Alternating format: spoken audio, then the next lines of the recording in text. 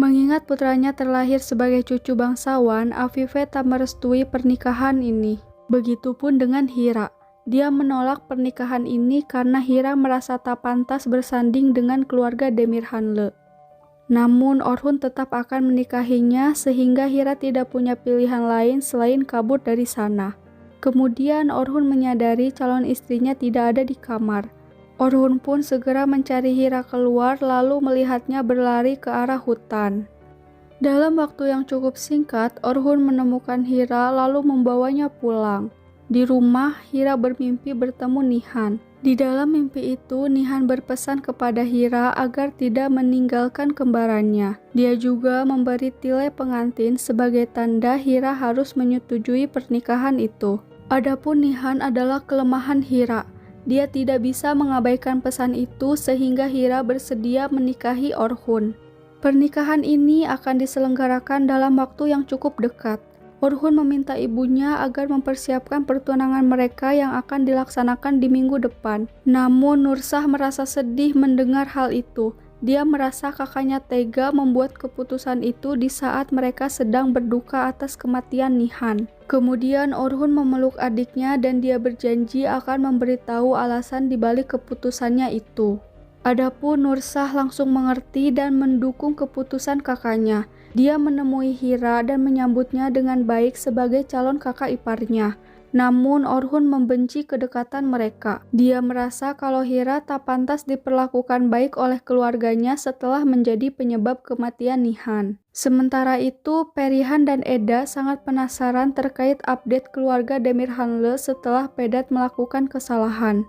Mereka mencoba menghubungi pelayan di sana dan mereka syok saat mendengar kabar pernikahan Orhun dan Hira. Setelah mendengar kabar itu, mereka langsung menemui keluarga Demirhanle untuk membuktikan rumor itu. Di sana mereka makin syok karena pernikahan itu benar, ditambah lagi melihat kebersamaan Orhun dan Hira. Orhun membawa calon istrinya ke toko baju untuk membeli pakaian dan aksesoris lainnya. Di sana Orhun tampak sibuk dan cuek saat Hira sedang mencoba beberapa bajunya. Namun saat Hira memakai gaun berwarna hijau, Orhun tampak terpesona dengan kecantikannya. Sayangnya momen manis ini hanya sementara. Pasalnya Orhun kembali ke setelan awal di mana sikap dan ucapannya menyakiti hati Hira. Selesai berbelanja, mereka kembali ke rumah. Penampilan baru Hira mengundang reaksi Afife yang tak senang melihatnya. Apalagi melihat putranya begitu memanjakan Hira dan keadaan ini berpotensi menggeser dirinya sebagai nyonya utama di rumah ini. Sementara itu, Eda memviralkan berita pernikahan Orhun dengan judul yang cukup kontroversial. Berita ini langsung menarik reaksi publik, apalagi Apipe sangat melindungi citra keluarganya dari hal-hal buruk. Karena terlanjur viral, Apipe memberi dua pilihan kepada Hira. Dia berjanji akan menanggung hidup Hira asalkan Hira pergi dari rumah dan membatalkan pernikahan ini. Namun dia tidak bisa melupakan pesan yang diberikan oleh Nihan walaupun sebenarnya dia juga ingin pergi dan membangun kehidupannya sendiri.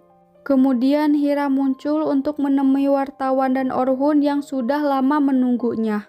Lagi-lagi pesona kecantikan Hira menghipnotis semua mata yang melihatnya. Dia begitu anggun dengan gaun berwarna marun sampai wartawan tak henti memujinya. Setelah sesi wawancara selesai, Orhun dan Hira dimintai untuk berfoto. Di sana Hira terlihat tegang saat sesi foto berlangsung, sedangkan Orhun tampak senang melihat raut wajah ibunya di balik jendela rumah. Kejutan-kejutan tak berhenti di situ.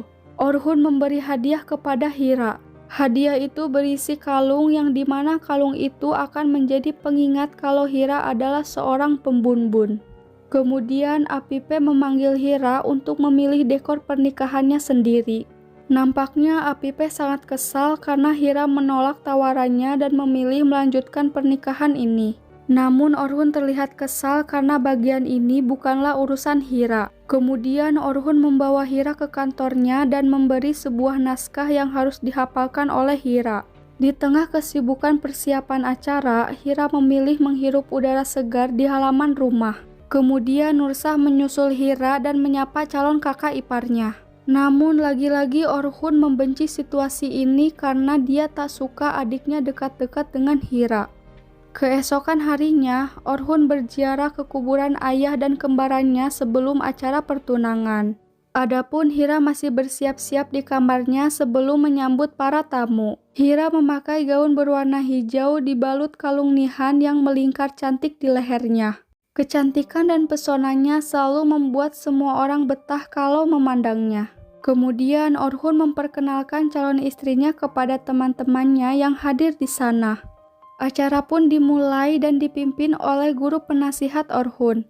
Semua berjalan dengan lancar, namun kekacauan tiba saat Vedat datang. Rasa dendam kepada sepupunya itu semakin besar. Di sana, Vedat mengancam akan membunuh Orhun sehingga Hira melompat ke arahnya untuk menyelamatkan Orhun dari maut.